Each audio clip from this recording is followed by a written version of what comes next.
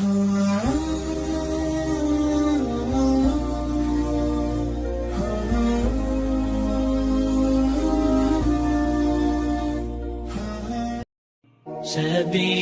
الدموع سبيل مريح، تنهدى يا صاحي كي تستريح.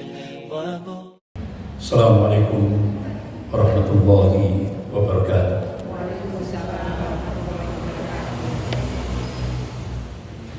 إن الحمد لله نحمده ونستعينه ونستغفره ونعوذ بالله من شرور أنفسنا ومن سيئات أعمالنا.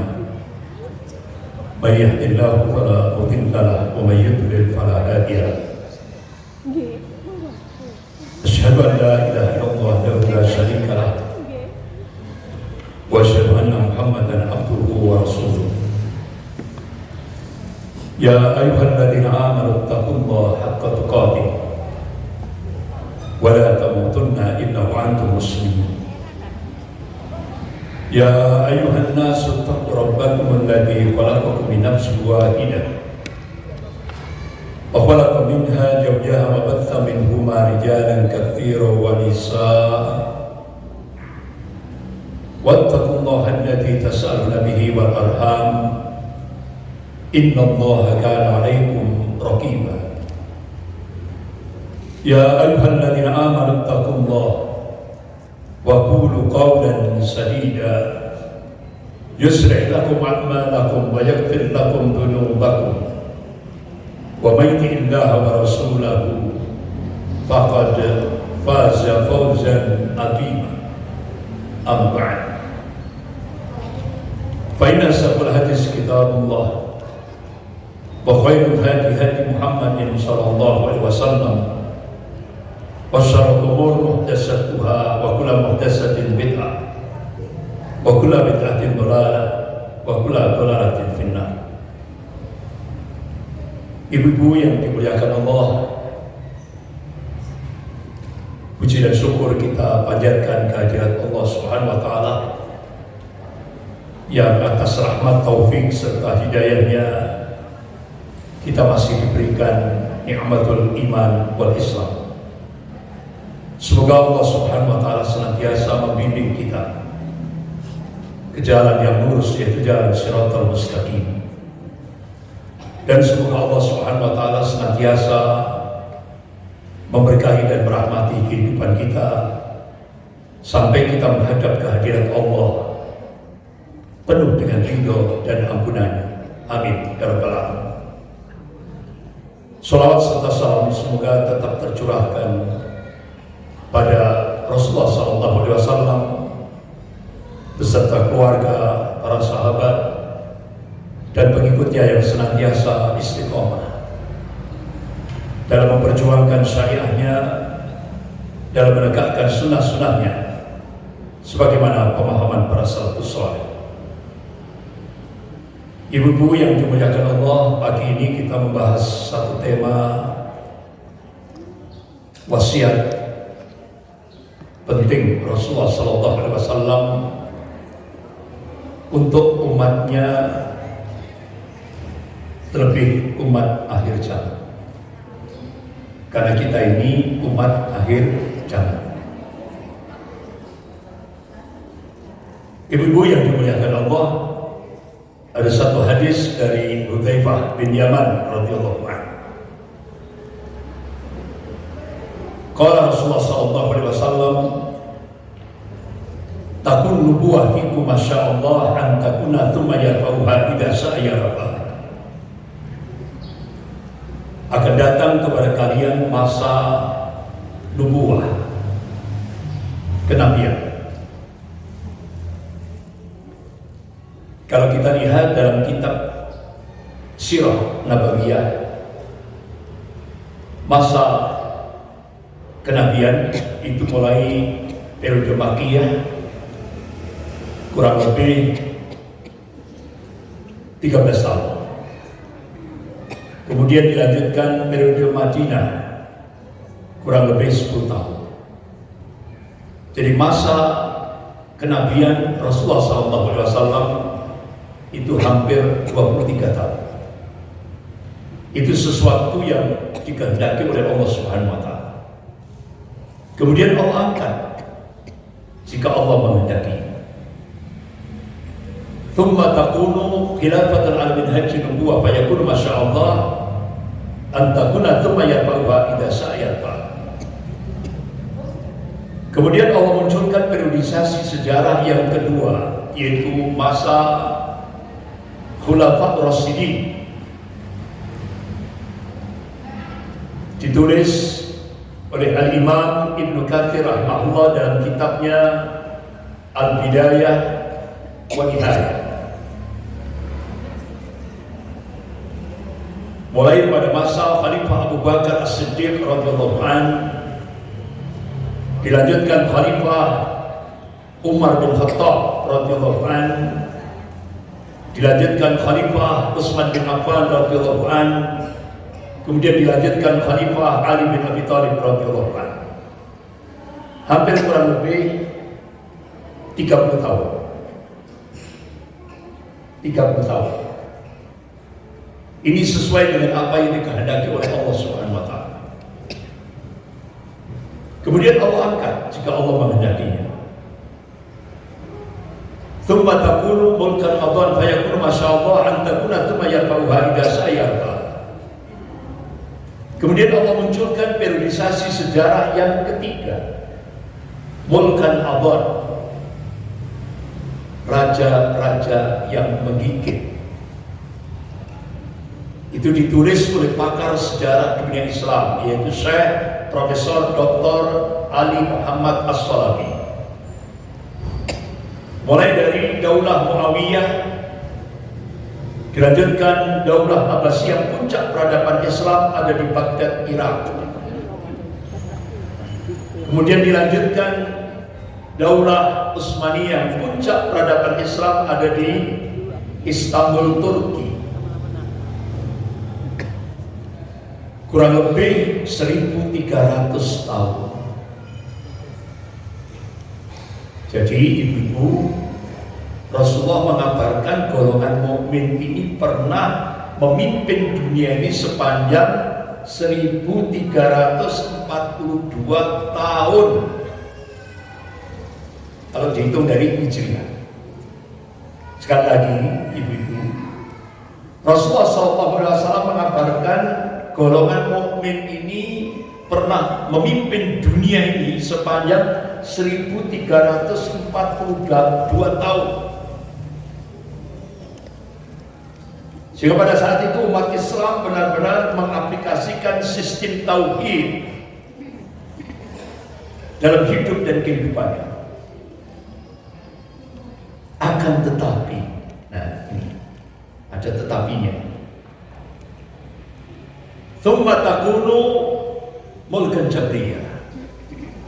Fa yakunu masyaallah an takuna tsumma yarfa'uha idza sa'yarfa. Kemudian Allah munculkan periodisasi sejarah yang keempat, yang warna kuning. Yang periodisasi sejarah yang keempat, di mana kita hidup sekarang ini. Jadi kita ini ibu-ibu masuk periodisasi sejarah yang keempat. Ini Rasulullah SAW mengabarkan ketika kita masuk pada periodisasi sejarah yang keempat di mana kita hidup sekarang ini, Allah Subhanahu wa taala memunculkan sunnah tadawwur, pergantian kepemimpinan dunia dari golongan mukmin kepada golongan kafir sampai hari ini. Jadi start 1343 Hijriah sampai 1447 Hijriah sampai sekarang. Seluruh dunia dikendalikan golongan kafir. Jadi ibu-ibu tidak boleh menggerutu. Apa kan bahasa Jawa? Ngersuloh. Tidak boleh. Ini sudah ketetapan Allah. Jadi sampai hari ini seluruh dunia mulai tahun 1343 Hijriah seluruh dunia dikendalikan golongan kafir. Sampai hari ini. Ini sudah ketetapan Allah yang tidak bisa diganggu-gugat. Apa kalau bahasa Indonesia? Aksioma. Gak bisa dirubah. Ini sunatullah. Mungkin ibu-ibu tanya, dalilnya apa Ustaz? Ya kan kalau masalah agama itu harus dalil. Ya, dalilnya apa? Ibu bisa lihat dalam surah Al-Imran ayat 140. Surah Al-Imran ayat 140. Surah ketiga ayat 140. A'udzubillahi minasyaitonir rajim wa tilkal ayyamu nudawiluha bainan nas. Wa liya'lamallahu alladziina aamanu wa yattakhidha minkum syuhada wallahu la yuhibbul dhalimin. Dan masa kejayaan dan kehancuran, masa kemenangan dan kekalahan, Allah pergirirkan di tengah-tengah manusia, supaya dari situ bisa diambil ibrah pelajaran. Waliya'lamallahu alladziina aamanu, dan Allah ingin menunjukkan bukti kebenaran ini pada hamba-hambanya yang amanu, yang beriman, yang muwahhid, yang mentauhidkan Allah dalam segala aspek kehidupan ini. Wa yattakhidha minkum syuhada, dan Allah ingin menjadikan sebagian mukmin di seluruh dunia ini mati syahid. Mana yang paling banyak sekarang yang mati syahid? Gaza. Makanya Allah marah. Berapa di Gaza yang mati syahid sekarang? Kurang lebih 70.000 mati syahid. Kalau dulu di Jawa Timur peristiwa 10 November berapa yang mati syahid? 20.000. Makanya diberi nama Jembatan Merah. Jembatan Merah di Surabaya. Peristiwa 10 November. Itu 20.000 umat Islam mati syahid ketika peristiwa 10 November. Di Gaza sampai hari ini kurang lebih 70.000 yang mati syahid. Allah marah. Jangan sekali-kali kamu mengatakan orang yang mati syahid itu mati. Ini Allah marah. Karena menurut Allah, orang yang mati syahid itu tetap hidup, dan Allah sendiri yang memberikan rezeki. Berarti apa? Mati syahid itu menang atau kalah? Menang.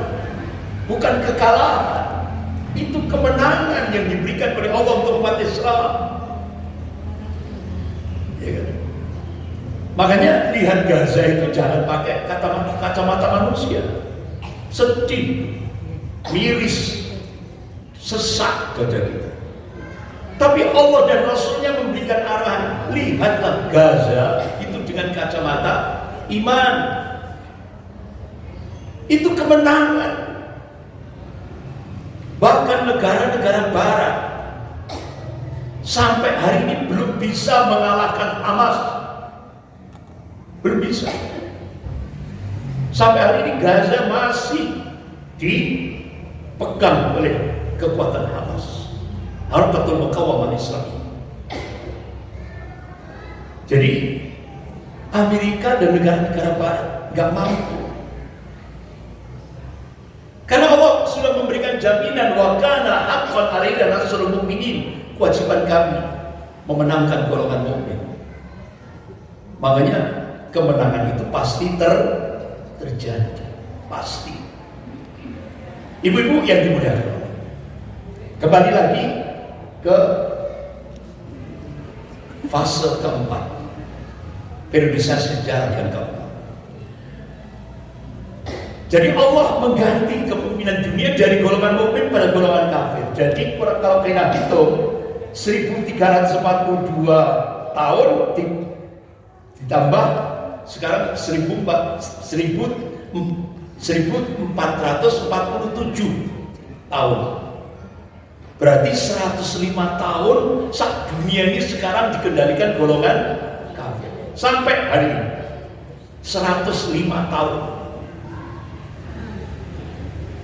Dan Rasulullah mengabarkan dalam kitab Sahih Muslim bab Al-Fitan wa Salatus Sa'at, ini masa-masa yang cukup berat yang dialami oleh kaum muslimin, tidak hanya Indonesia, seluruh dunia. Kenapa? Karena golongan kafir memaksa umat Islam seluruh dunia memakai sistem kafir.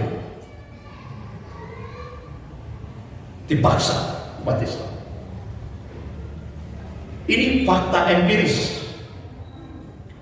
Bahkan golongan kafir memaksa umat Islam berbuat syirik.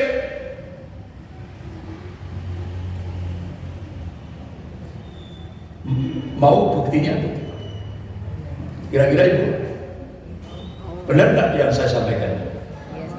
Contoh, gak usah jauh-jauh.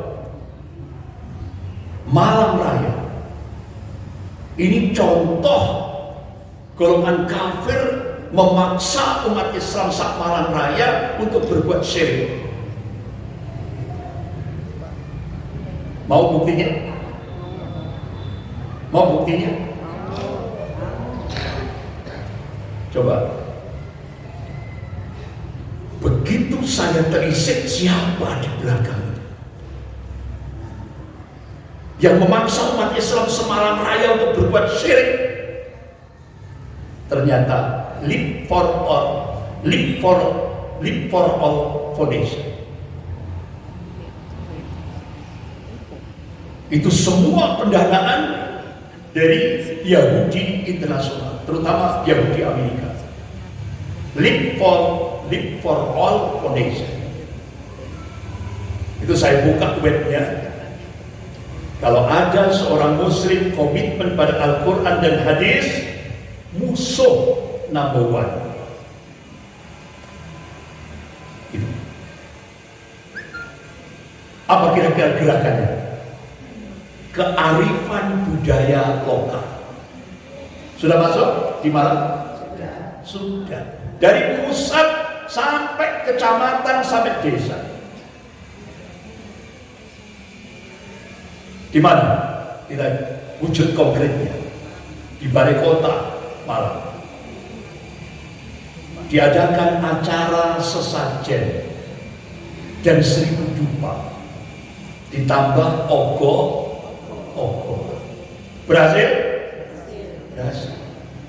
Makanya begitu saya dapat kesempatan khutbah Jumat di Masjid Jenderal Ahmad Yani dekat Balai Kota, itu kesempatan emas bagi saya. Langsung saya mengeluarkan fatwa.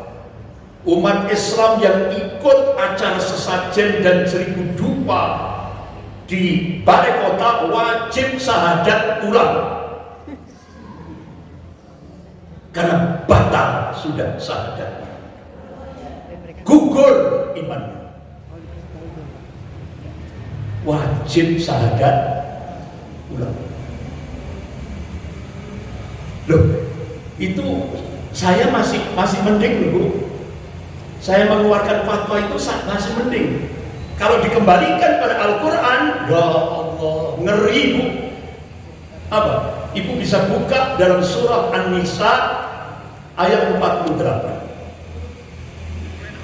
Surah An-Nisa ayat 48. A'udzubillahi minasyaitonir rajim. Inna Allah la yaghfiru an yushraka bihi wa yaghfiru ma duna dzalika liman yasha wa man yusyrik billah faqad iftara itsman adziman. Sesungguhnya Allah tidak mengampuni dosa. Sesungguhnya Allah tidak mengampuni dosa syirik. Lebih keras nggak? Kalau saya tadi wajib syahadat ulang. Kalau Allah tidak diampuni. Wa may yusyrik billah faqad iftara itsman adzima. Dan Allah mengampuni dosa selain syirik bagi yang dikehendakinya. Dan barang siapa yang melakukan perbuatan syirik, dia telah melakukan dosa besar yang paling besar. Jadi Allah tidak mengampuni dosa syirik, dan Allah mengampuni dosa selain syirik yang dikehendaki. Nah, saya tanya ke ibu-ibu, kalau ada seorang muslim bunuh 100 orang, bunuh 100 orang, kemudian dia taubatan nasuha, tobat sebenar-benarnya tobat, bisa masuk surga? Bisa, karena kita dapat kabar dari Rasulullah. Nah, kalau ada seorang muslim, dia tahu, dia sudah mengetahui itu syirik, itu tauhid, itu syirik, masih dilanggar, diampuni tidak oleh Allah? Tidak diampuni. Berarti ketika saya khutbah Jumat di Masjid Jenderal Ahmad Yani, itu masih mendingan. Saya suruh syahadat ulang, mumpung masih hidup, belum diambil sama Allah. Itu. Dan tidak hanya di balai kota, kecamatan Samalang Raya, desa-desa, diadakanlah acara bersih desa, sedekah bumi. Kalau di Malang Selatan, Larung, Bantengan, ditambah lagi Sonhor. Sudah masuk Malang? Sempurna. Padahal sak Malang Raya ustadznya banyak, kiainya banyak, ulamanya banyak, jebol. Astagfirullah.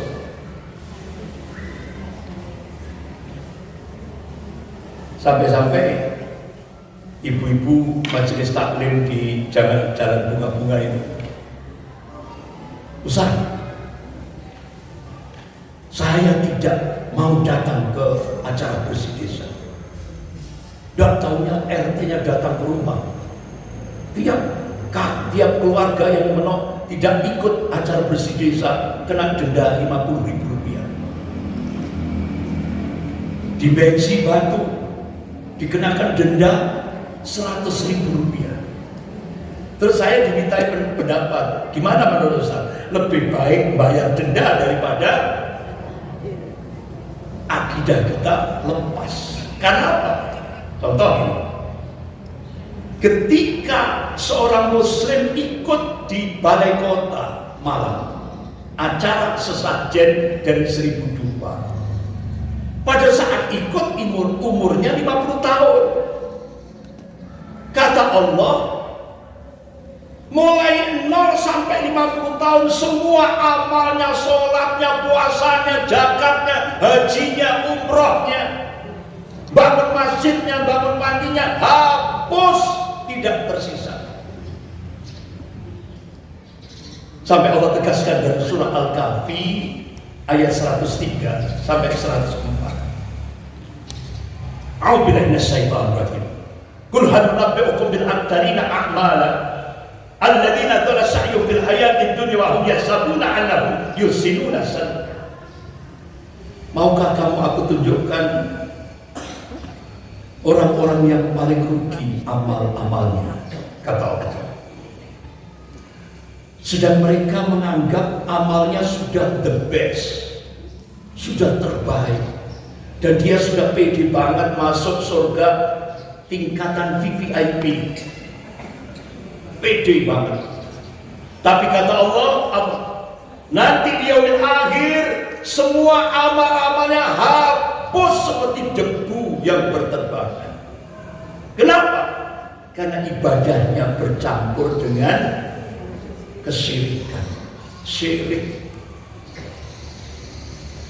Oleh karena itu Allah berikan solusi. Apa solusinya? Surah Al-Kahfi ayat 110.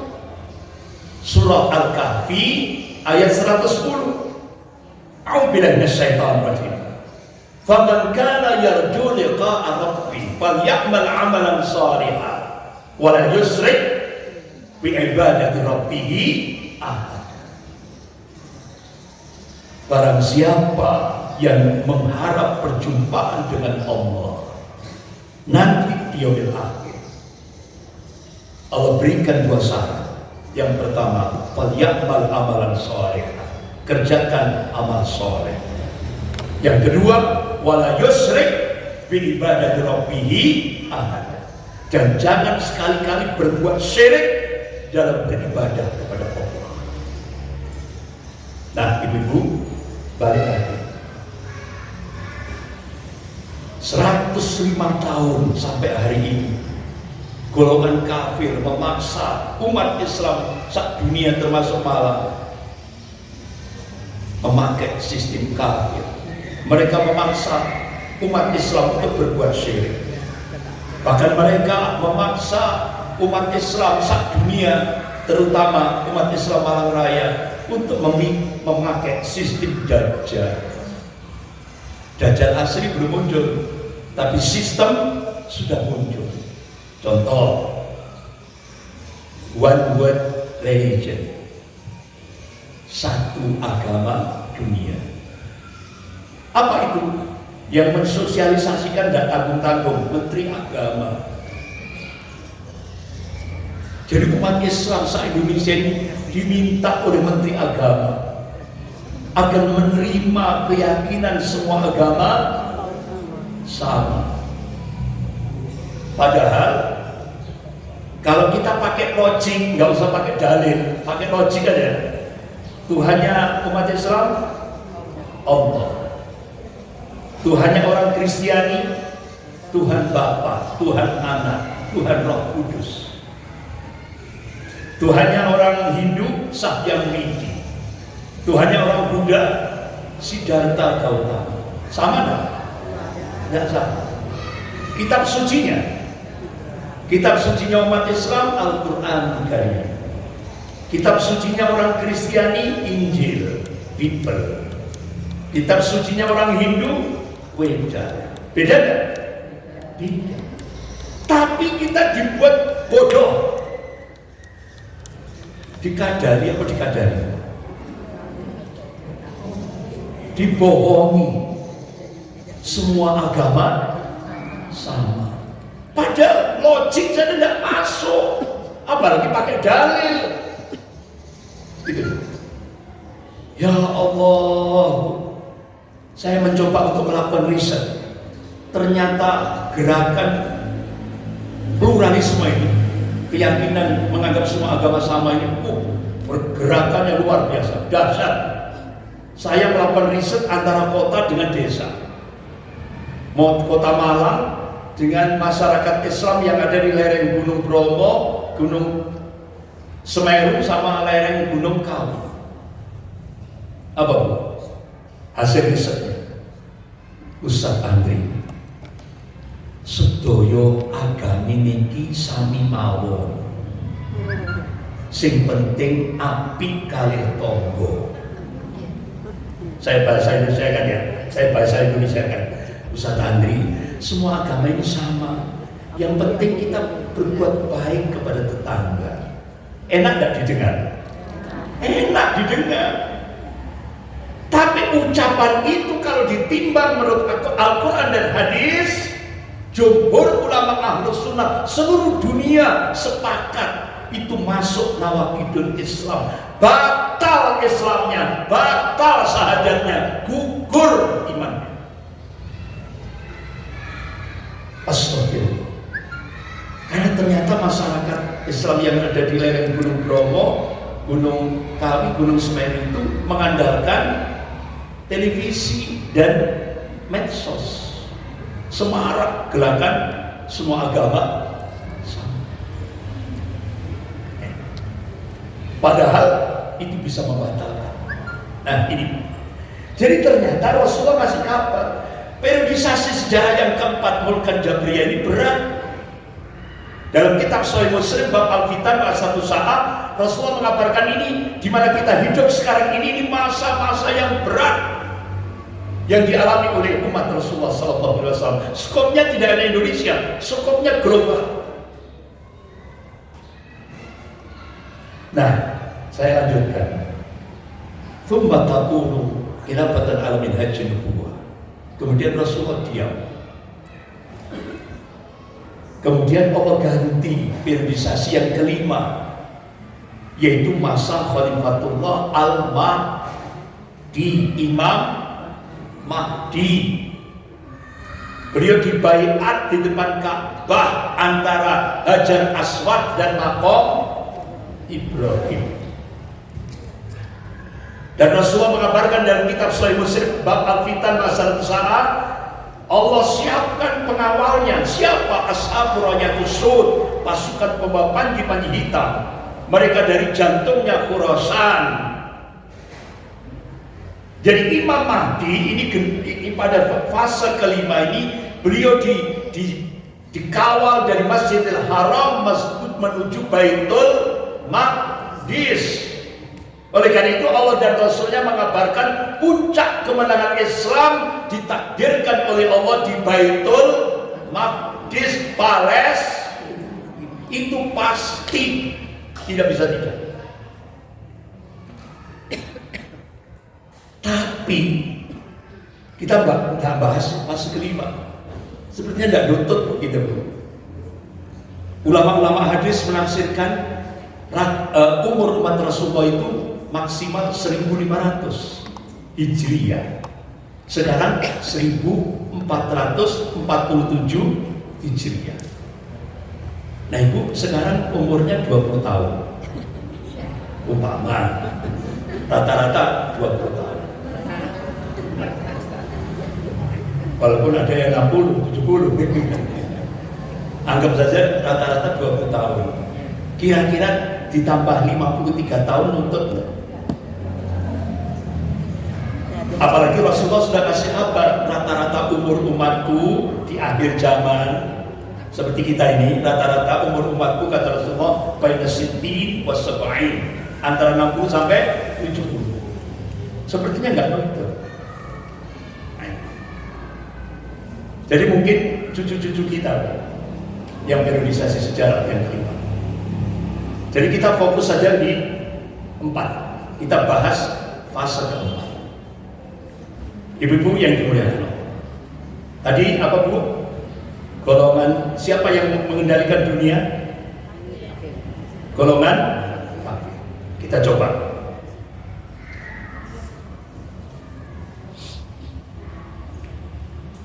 Nah, ibu-ibu yang dimuliakan Allah.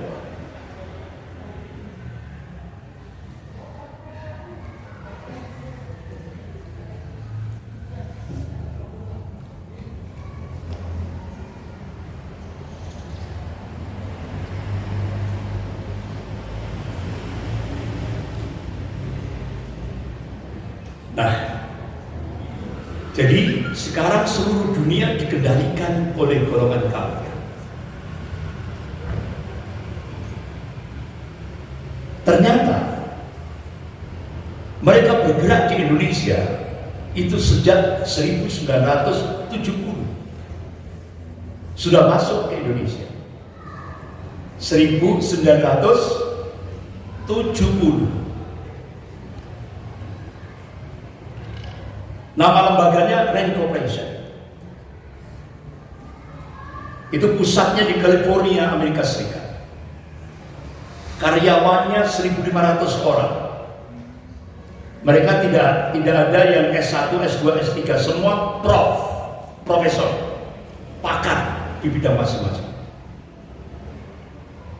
Bahkan Amerika mensupport tiap tahun anggarannya 100 sampai 150 miliar US dollar. Pekerjaannya khusus apa? Memolah itu artinya memproduk otak-otak umat Islam di seluruh dunia Islam termasuk Indonesia. Kalau bahasa kita, ghazul fikri, invasi pemikiran, perang pemikiran. Jadi kata tokohnya namanya Daniel Pinkus ini targetnya jangka pendek.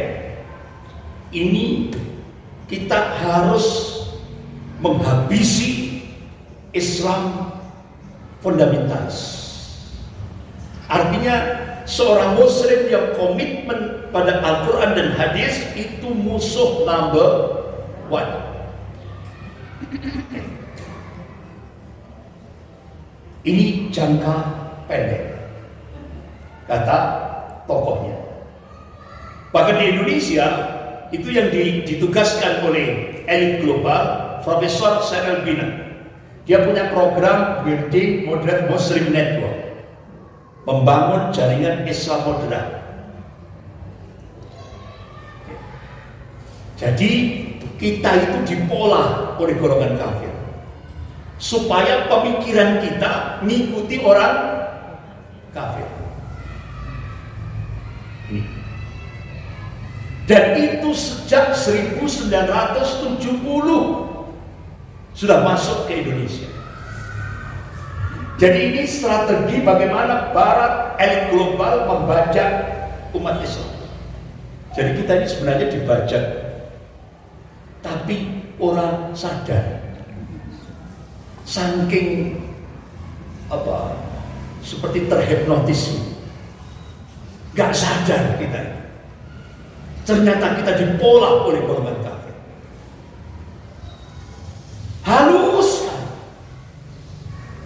Sampai-sampai kita terhipnotis. Ini strateginya. Jadi ibu-ibu yang dimuliakan Allah, bagaimana gerakan mereka selama start 1970. Dan ini ditopang oleh Badan Intelijen Amerika CIA. Nah ini Bu, strategi mereka. Ini the contemporary challenge of Islamic thoughts. Tantangan pemikiran Islam kontemporer. Jadi mereka memasukkan itu tadi pola mereka untuk diterima oleh umat Islam se-Indonesia, termasuk umat Islam semalam raya. Yang pertama, liberalisme. Ini sudah dimasukkan ke Indonesia sejak 1970. Liberalisme. Artinya kita memahami Islam tidak boleh pakai Al-Quran dan hadis. Tapi kita memahami Islam cukup dengan akal, ra'yu, pendapat. Tidak perlu dengan Al-Quran dan hadis. Padahal Rasulullah SAW sudah memberikan wasiat. Qala Rasulullah SAW, taraktu fikum sayyaini lan tadilu ba'dahuma kitabullah wa sunnatun nabi. Aku tinggalkan dua perkara, kalian tidak akan sesat selama kalian berpegang pada dua perkara itu. Kitabullah, Al-Quranul Karim, wa sunnatun nabi, sunnah nabi. Ini wasiat Rasulullah. Tapi golongan kafir minta pada umat Islam lepas. Itulah gerakan liberalisme.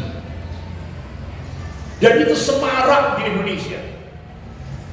Hanya muncullah 50 tokoh liberal di Indonesia. Mereka punya jamaah, punya mahasiswa-mahasiswi, punya kader. Ini.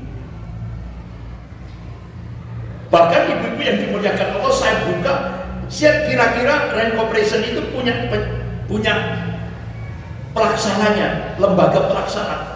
Punya, namanya The Asia Foundation, The Ford Foundation. Itu markasnya di Aditya Warman, Jakarta Selatan, nomor 40, Jakarta Selatan. Saya buka webnya, 30 ormas Islam di Indonesia dijadikan garda terdepan untuk menghancurkan Islam dari dalam. Lengkap nama ormasnya, alamatnya, tokohnya, dan berapa US dollar yang dia terima. Jadi golongan kafir ini menghantam pemikiran, invasi pemikiran kepada umat Islam itu lewat dolar. Ini liberalisme. Kemudian sekularisme. Ini mulai tahun 2014 sampai Oktober 2024. Siapa presidennya? Presidennya siapa?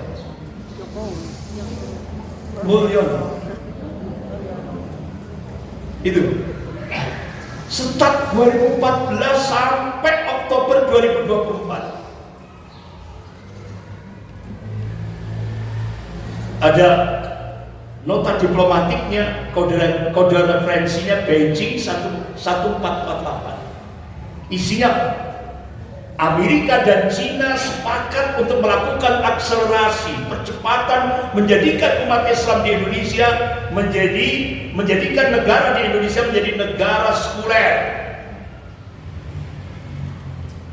Sehingga akhirnya Presiden Jokowi mengangkat Rektor UIN Sunan Kalijogo Yogyakarta, namanya Profesor Yudian Wahyudi.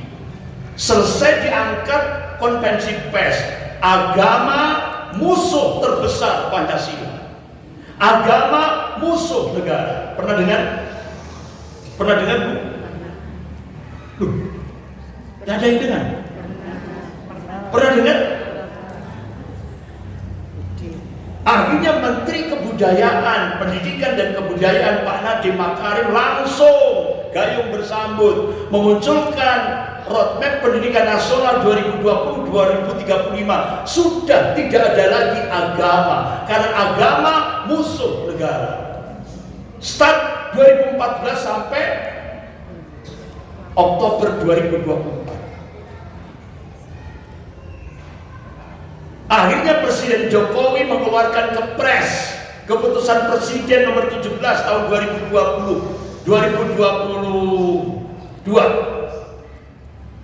Apa? PKI bukan pelaku. PKI adalah korban. Muncullah Impres 2023, muncul kepres nomor 2000 tahun 2023, pemerintah wajib minta maaf kepada PKI dan pemerintah wajib memberikan kompensasi pada 5.000 keluarga PKI. Tiap keluarga PKI dapatkan santunan dari negara 2 miliar. Sudah dilaksanakan? Sudah dilaksanakan? Sampun. Umat Islam tenang-tenang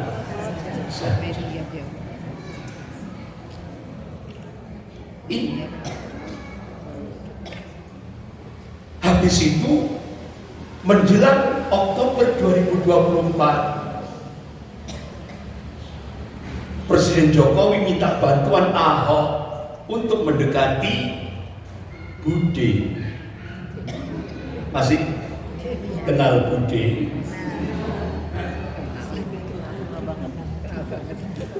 Pada saat itu Ahok, Bu, Presiden Jokowi minta 1 periode lagi untuk menuntaskan gerakan sekularisme di Indonesia supaya sempurna. Alhamdulillah, jamaah majelis taklim Masjid As-Salam pas sholat lail mohon sama Allah, ya Allah selamatkan Indonesia. Tiba-tiba Bude langsung mengucapkan no.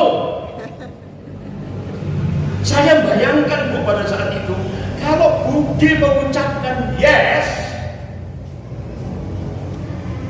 itu 2 pakar intelijen dunia, Peter Warren dan August Cole, melakukan riset di Indonesia. Hasilnya sudah dipublish di media internasional. Sampai Pak Prabowo nulis buku Paradoks Indonesia. Itu kalau jadi 3 periode, Ya. Diprediksi tahun 2030 sudah tidak ada lagi Indonesia. Yang ada adalah Cina. Alhamdulillah doanya ibu-ibu kabul, gagal 3 periode. Wa makar Allah khairul makirin. Mereka membuat makar, tapi Allah balas makar mereka, dan Allah sebaik-baik pembuat makar. Gagal. Padahal gerakan sekularisme ini berhasil, mulai tata sosialnya, budayanya, pendidikannya, ekonominya, politiknya, agamanya, semua sempurna. Umat Islam nggak sadar.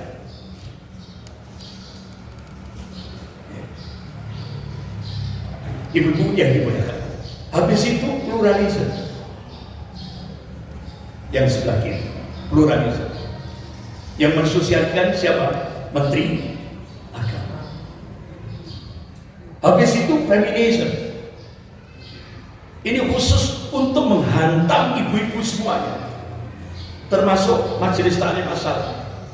Gerakan feminisme harus masuknya itu harus apa? Para kapital dirikan mall-mall. Habis mall-mallnya supaya ibu-ibu kerasan, lampunya terang benderang. Habis itu supaya kekerasan lagi dimunculkan lagi di mall itu kuliner.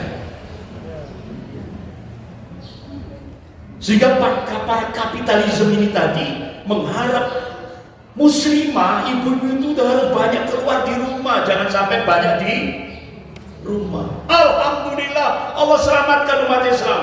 Muncullah COVID, sehingga akhirnya mall-mallnya buyar, sehingga akhirnya beli soto, beli beli nasi goreng cukup online. Akhirnya gerakan feminisme bubar. Belum selesai gerakan feminisme, muncul lagi kesetaraan gender. Pernah dengar? Kesetaraan gender.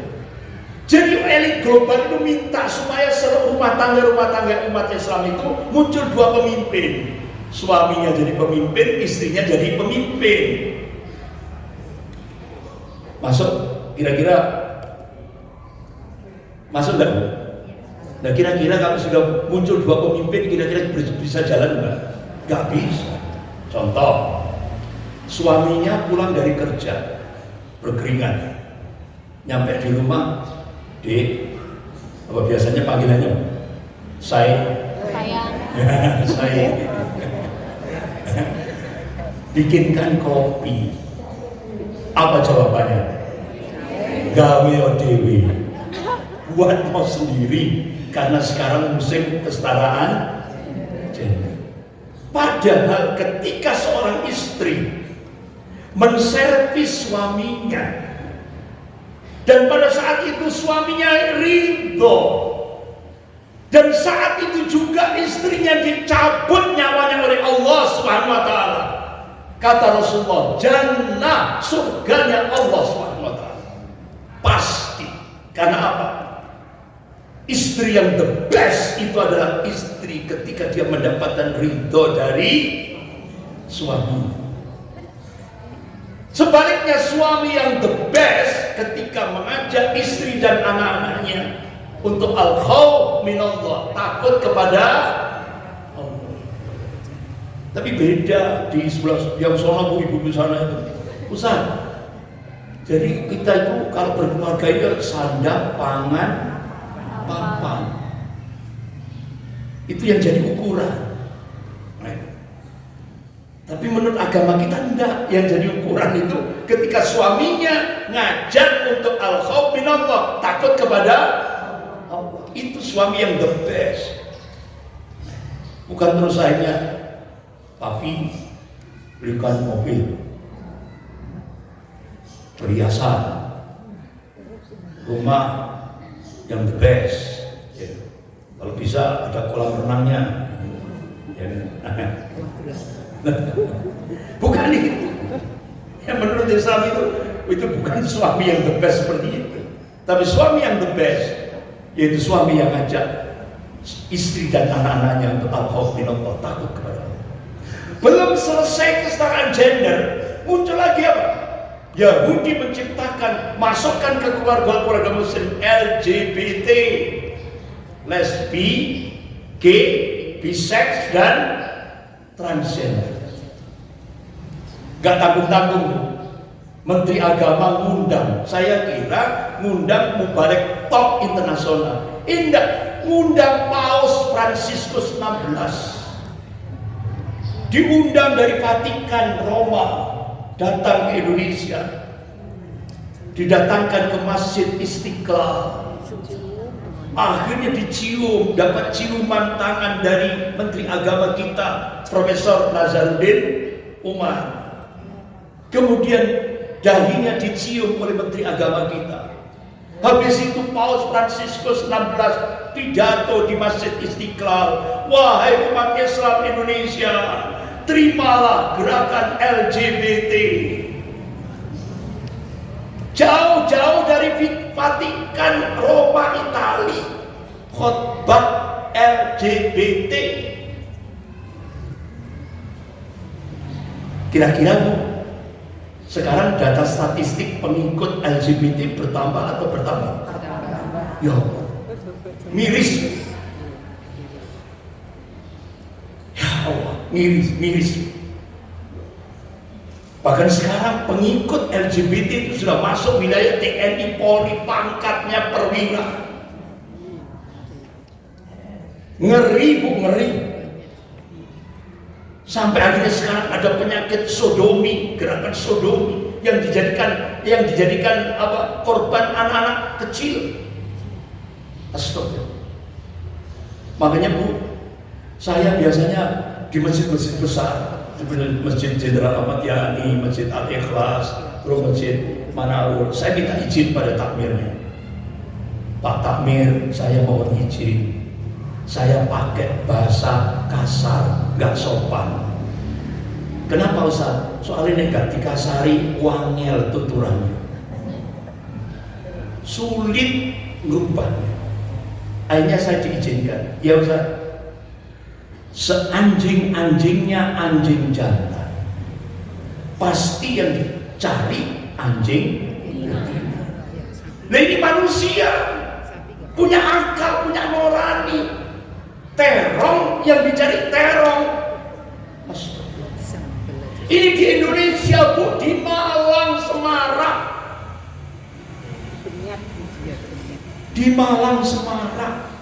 Makanya sekarang ibu-ibu, dulu itu gelisah kalau punya anak perempuan. Sekarang enggak, gelisah punya anak laki-laki. Oh menenek wis lembeng. Bencong. Ya, itu virus LGBT masuk. Hati-hati, perlu diruqyah. Segera diruqyah Safiya.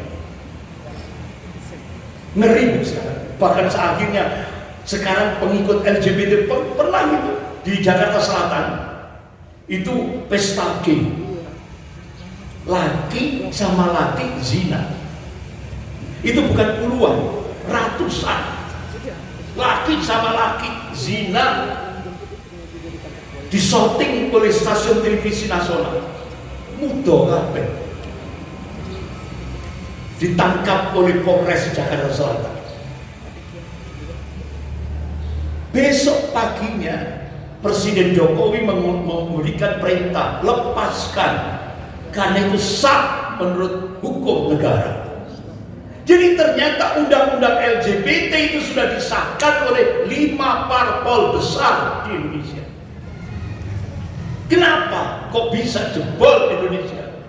Padahal Indonesia punya keyakinan ketuhanan yang maha jebol. Kenapa?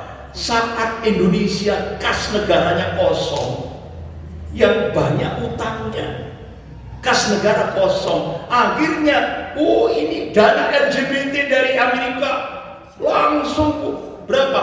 Tahun pertama 500 juta US dollar masuk.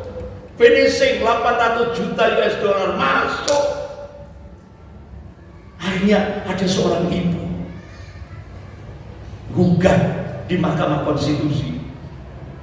Saya perbesar itu kan fotonya, itu kan viral di media sosial. Saya besarkan fotonya. Saya kira ini ibu-ibu dari Majelis Taklim Assalam gitu ya. Ini ternyata enggak.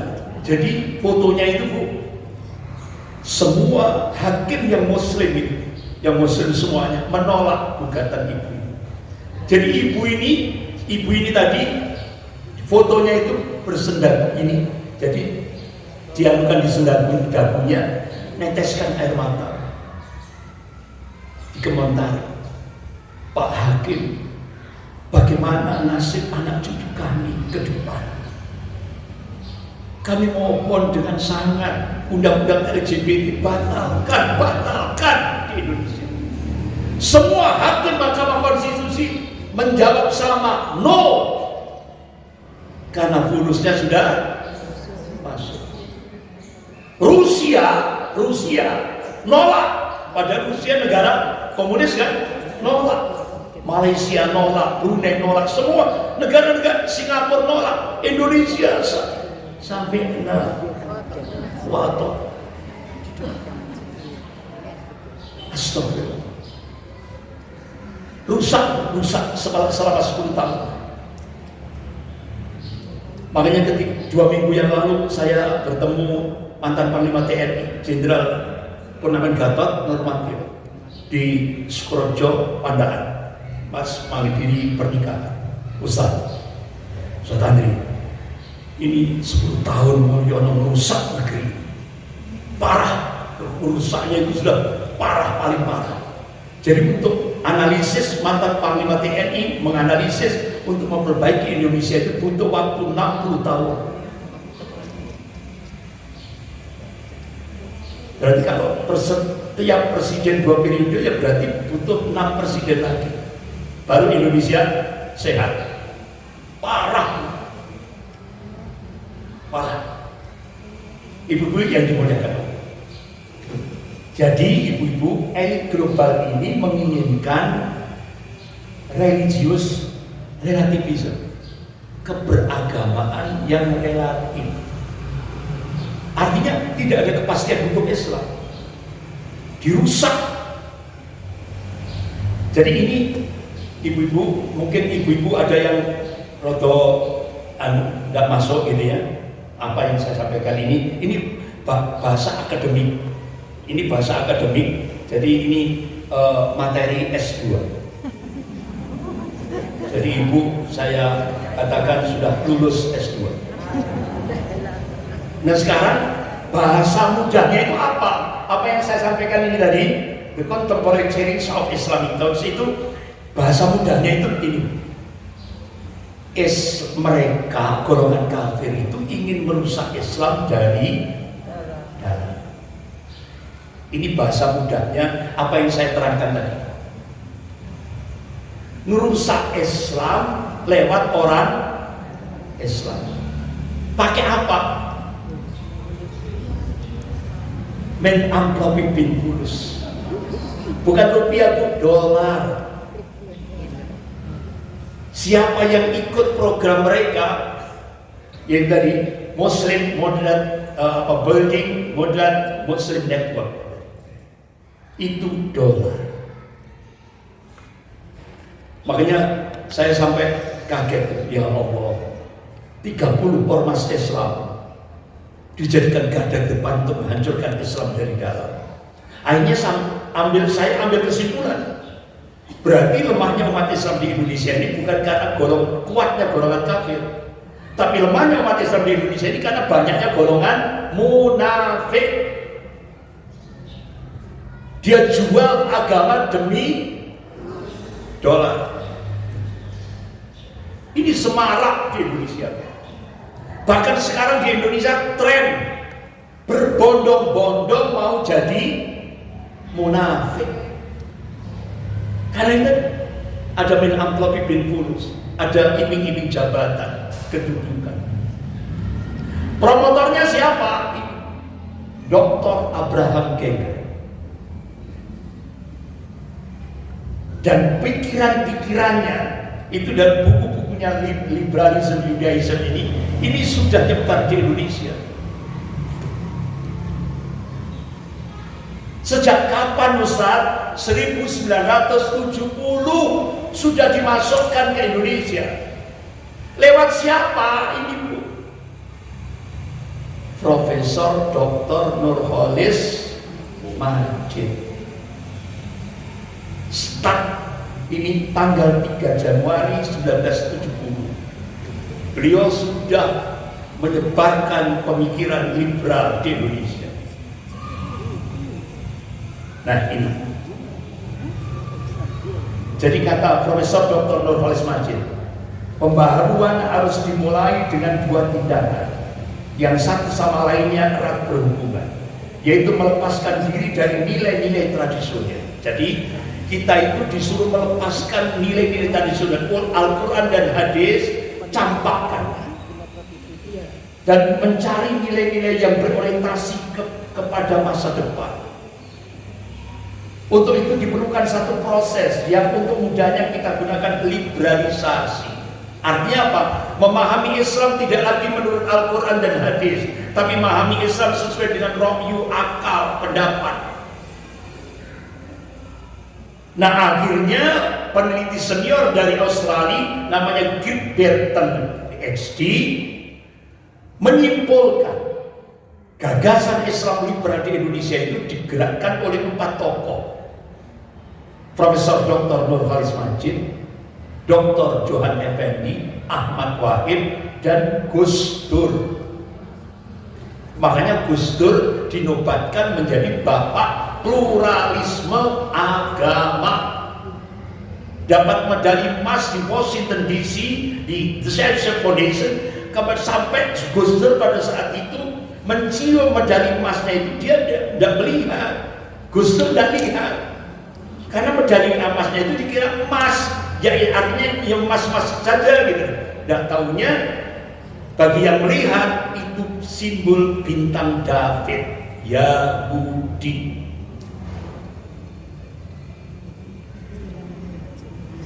Sampai-sampai Profesor Dr. Nurholis Majid bikin buku, ya kan? Fikih lintas agama. Sehingga akhirnya putrinya Profesor Dr. Nurholis Majid, beliau di dunia internasional membanggakan, saya nikahkan putri saya dengan pemuda Yahudi Amerika. Akhirnya neneknya yang ada di Jombang sok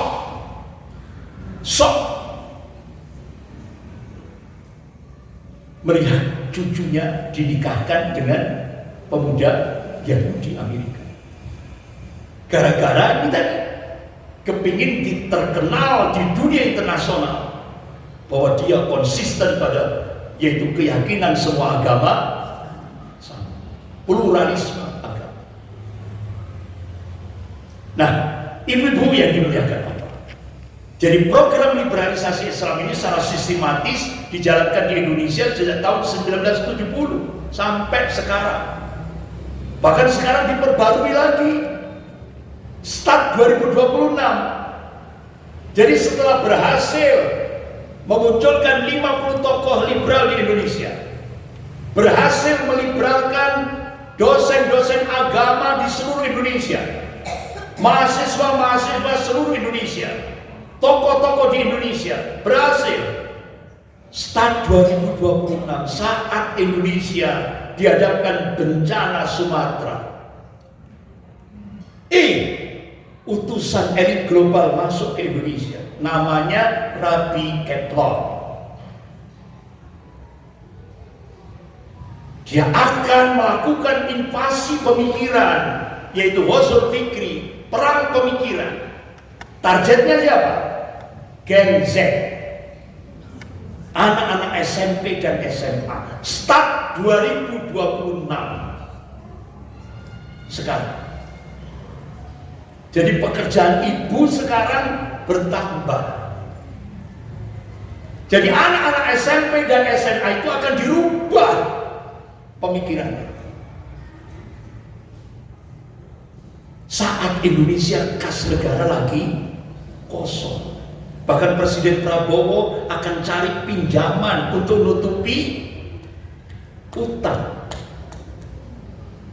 Kas negara kosong, mereka masuk bukan lewat serangan militer, tapi pemikiran yang digarap, khusus anak-anak SMP dan SMA. Karena mereka sudah berhasil mulai tahun 70 sampai 2024 berhasil. Siapa promotornya di Belanda? Namanya Profesor Nasir Hamid Abu Zaid. Karena pemikiran-pikirannya sangat liberal, ekstrem pendapat-pendapatnya, sampai akhirnya Mahkamah Pengadilan Islam Mesir memutuskan, dia diputuskan divonis murtad, keluar dari Islam.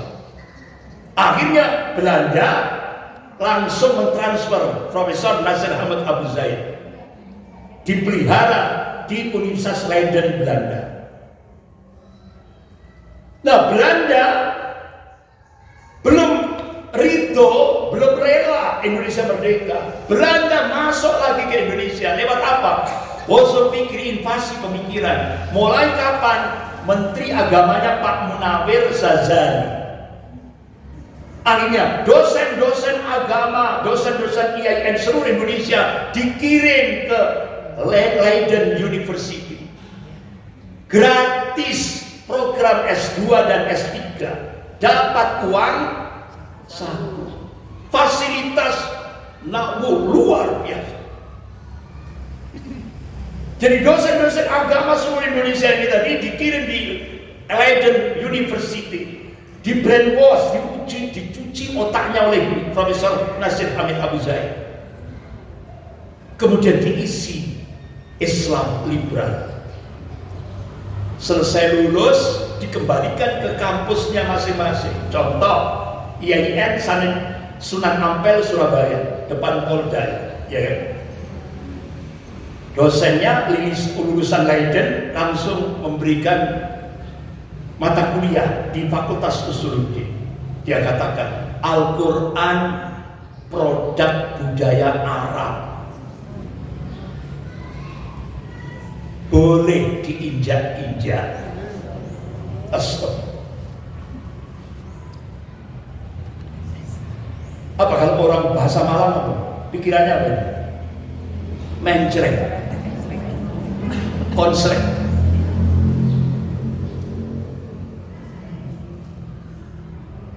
Jadi ini muncul sampai akhirnya pimpinan pusat Muhammadiyah, Profesor Dr. Muhammad Amin Abdullah mengkritisi gerakan liberal di Indonesia.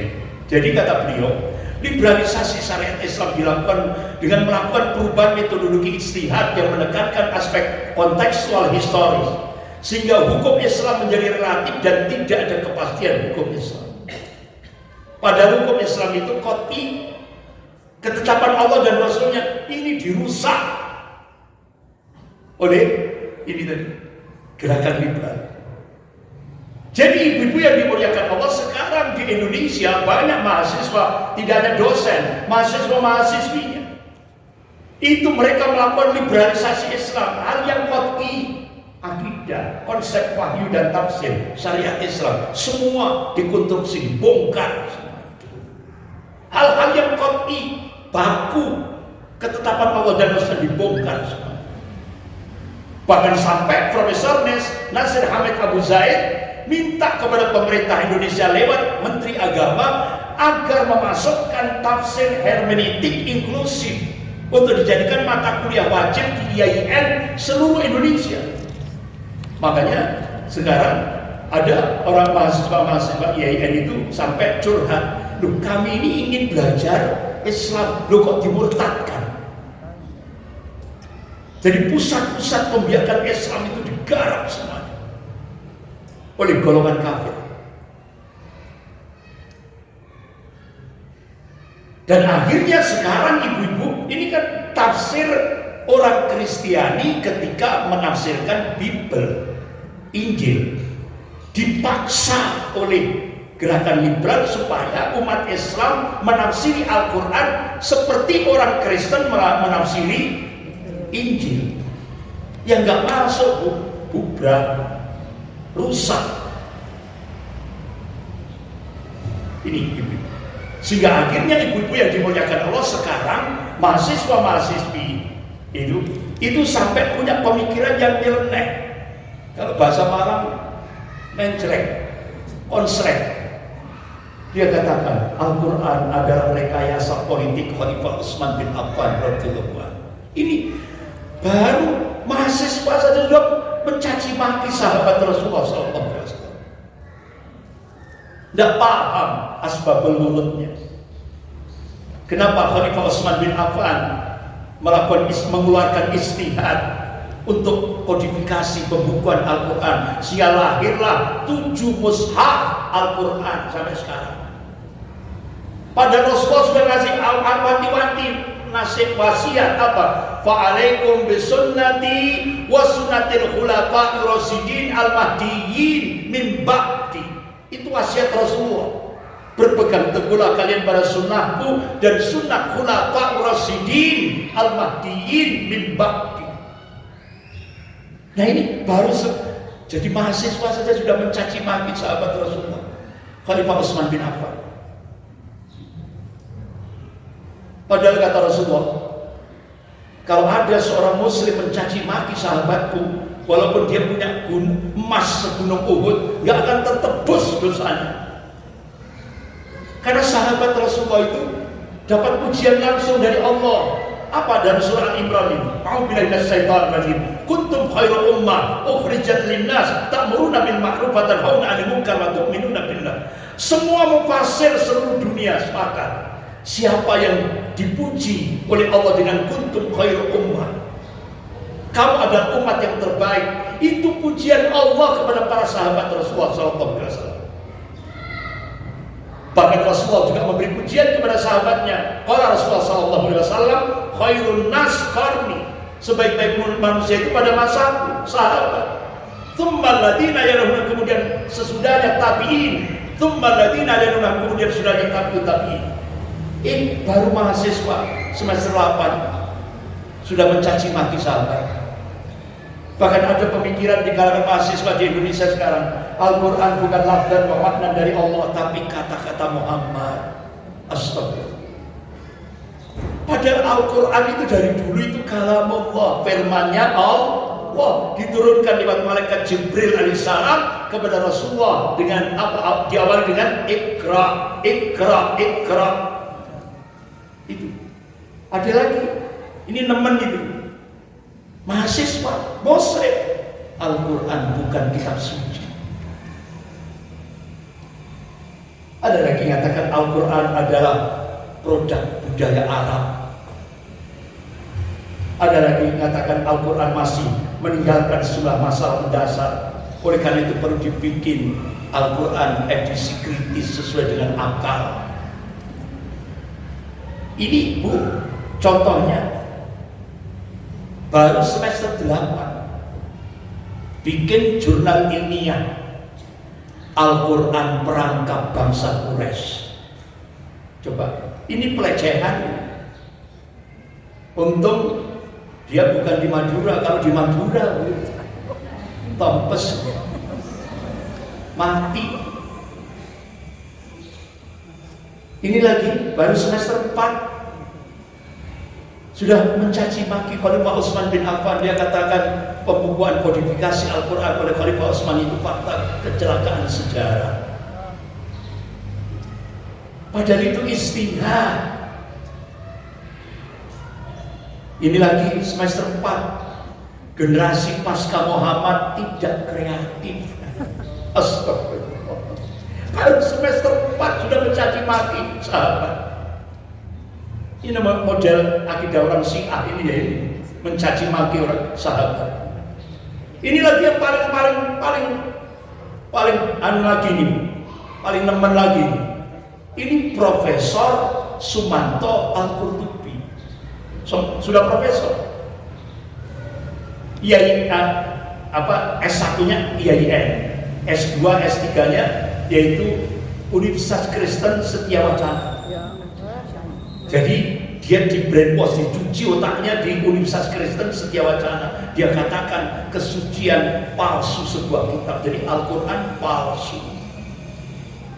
Jadi kalau ibu pernah dengar Sumanto jagal manusia, ini ada Sumanto Profesor Sumanto Al-Qurtubi jagalnya Al-Quran.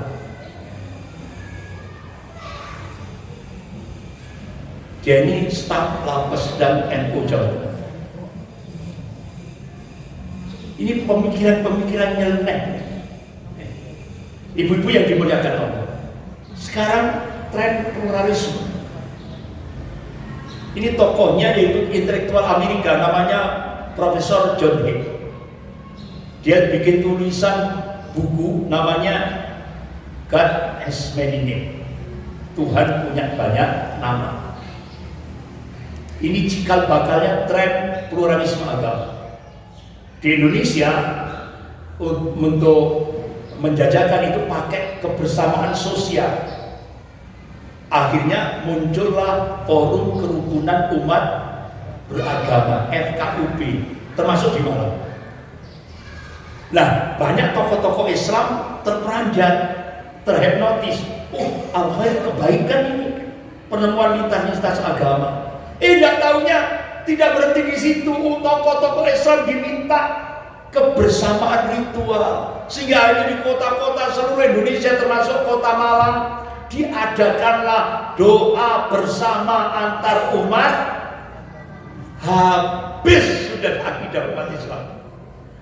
Tujuannya apa? Supaya umat Islam tidak lagi punya komitmen lakum dinukum.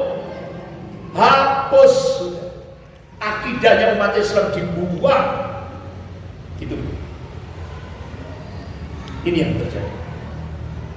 Halus, giringnya itu halus kan. Padahal Majelis Ulama Indonesia Pusat sudah mengeluarkan fatwa pluralisme agama haram hukum. Pluralisme agama haram hukum tahun 2005. Tapi begitu Menteri Agama yang mensosialisasikan, otomatis rakyat Indonesia lebih mendukung Menteri Agama daripada Majelis Ulama. Ini tadi muncul simbol G. Jadi Rasulullah sudah mengingatkan. Kalau Rasulullah SAW la tattabi'ana sunnana man kana qablakum sibran bi sibrin wa tira'an bi tira'in hatta law dakhalu juhra dabbin tamintum kunna ya Rasulullah al-yahud wa nasara qala faman. Sungguh kalian akan mengikuti jejak-jejak orang-orang sebelum kalian, setahap demi setahap, sejengkal demi sejengkal. Hatta la dakhalu juhra dabbin, sampai Rasulullah pakai bahasa kinayah, kiasan. Dabbin itu kalau di Timur Tengah seperti binatang biawak, dia punya lubang di pasir.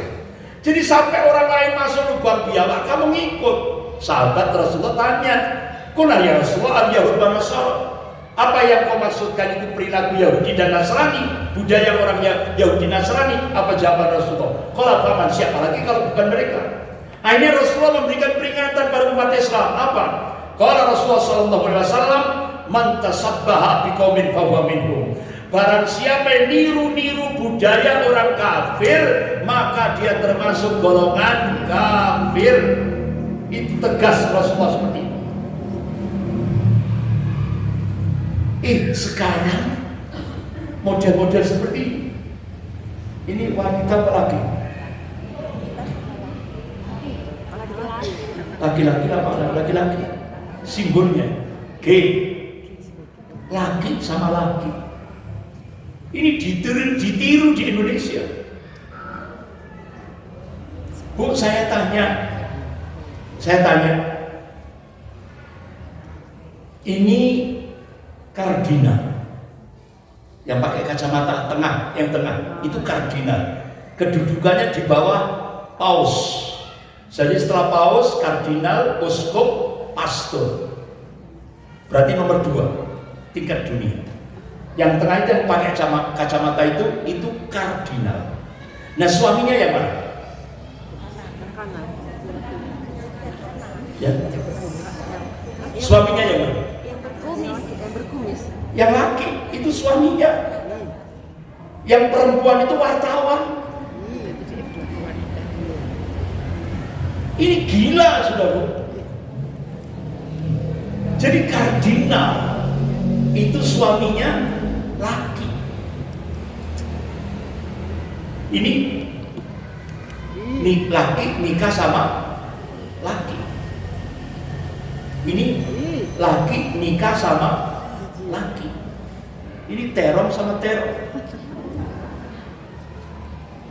Perempuan sama perempuan, lesbi. Perempuan nikah sama perempuan. Nah ini tadi ibu-ibu, ini jubah kebesaran kardinal. Yang tadi loh, yang pakai kacamata, ini orangnya kardinal. Jadi jabatannya di bawah paus, tapi suaminya laki, gay. Ternyata di Indonesia staf Menteri Agama Profesor Dr. Siti Musdah Mulia, guru besar IAIN Syarif Hidayatullah Jakarta, pakar Al-Quran, pakar hadis. Ketika seminar di Hotel Niko Jakarta, dia katakan pernikahan sejenis halal. Akhirnya wartawan tanya, Bu, Ibu muslimah, pakar Al-Quran, pakar hadis, staf Menteri Agama, guru besar IAIN Syarif Hidayatullah Jakarta, kenapa itu berani mengeluarkan fatwa pernikahan laki sama laki halal? Apa jawabannya? Tujuan saya memperingan pekerjaan Tuhan. Astagfirullah. Tidak tahunya ibu-ibu, begitu dia memunculkan statement ini tadi, fatwa seperti ini, langsung Presiden Amerika George W. Bush minta kepada Menteri Luar Negerinya Condoleezza Rice, Menteri Luar Negeri yang negro itu, undang ke Amerika. Akhirnya Profesor Dr. Siti Musdah Mulia langsung diundang di Departemen Luar Negeri Amerika di Washington DC. Apa jawaban, apa ucapan dari Menteri Luar Negeri Amerika Condoleezza Rice? Jazakillah khair. Terima kasih. Setelah itu dapat pundi-pundi. Berapa, Bu? Kalau dari dolar ke rupiah itu kurang lebih 6 miliar rupiah. Dapat hadiah dari Amerika. Setelah itu tidak hanya dapat hadiah dari Amerika, diundang lagi di Italia, pusatnya Katolik. Ini pakai busana muslimah, dapat penghargaan. Dia dijadikan wanita the best, wanita terbaik seluruh dunia tahun 2009. Ditambah lagi jazakillah khair. Terima kasih. Jadi Bu, benar kan? Allah kan sudah ngasih kabar dalam surah Al-Baqarah ayat 217. A'udzubillahi minasyaitonir rajim. Wala yazalna yuqatilunakum hatta yardukum an dinikum in istata'u. Selamanya orang-orang kafir itu tidak akan pernah berhenti yuqatilunakum, memerangi umat Islam ini sampai umat Islam murtad dari agamanya, sehingga mereka sanggup. Jadi kalau umat Islam tokohnya murtad, baru mereka bisa tidur. Baru orang kafir itu bisa tidur. Selama kita masih bertahan, orang-orang kafir terus mengorbankan harta, waktunya, tenaganya untuk memurtadkan umat Islam. Itu Allah sendiri yang ngasih kabar, bukan saya. Allah sendiri yang ngasih kabar. Itu pekerjaan orang kafir. Jadi Bu, kalau ada orang kafir tidak memusuhi umat Islam, berarti patut dipertanyakan kekafirannya. Berarti kafirnya belum kafah, belum sempurna, masih edok. Jadi ini settingan Allah. Orang kafir itu pasti memusuhi. Sampai ada seorang ibu tanya ke saya, Ustaz, saya punya tetangga, apik Ustaz, ngalahi keluarga. Apa jawaban saya? Bu, bukan dari saya, Allah. Kata Allah, apa yang ditampakkan oleh golongan kafir, sedangkan apa yang ditampakkan di dohirnya dengan apa yang ada dalam hatinya, itu lebih dahsyat apa yang ada di dalam hatinya. Ini Allah sendiri yang ngasih kabar. Jadi yang namanya orang kafir itu pasti memusuhi umat Islam. Sampai saya itu ditanya lagi, saya kebetulan diundang ibu-ibu di Embong Arab, di tempatnya Ustaz Abdullah Hadromi di Embong Arab. Jadi cuma saya saja yang hidung pesek, semuanya hidung mancung tapi. Ya, akhirnya langsung saya sampaikan, saya punya mahasiswi. Biasanya saya ngisi pengajian itu di Akademi Gizi Jalan Ijen. Nah, qadarullah mahasiswi Akademi Gizi ini sedang PKN kerja nyata, ditugaskan di rumah sakit RKZ Sawahan. Nah, otomatis kalau dia Akademi Gizi dia masuk di dapur, ya kan? Ternyata pasien-pasiennya di RKZ itu kan mayoritas umat Islam. Jadi ternyata masakan yang diserahkan, yang dikirim ke pasien-pasien itu tercampur babi.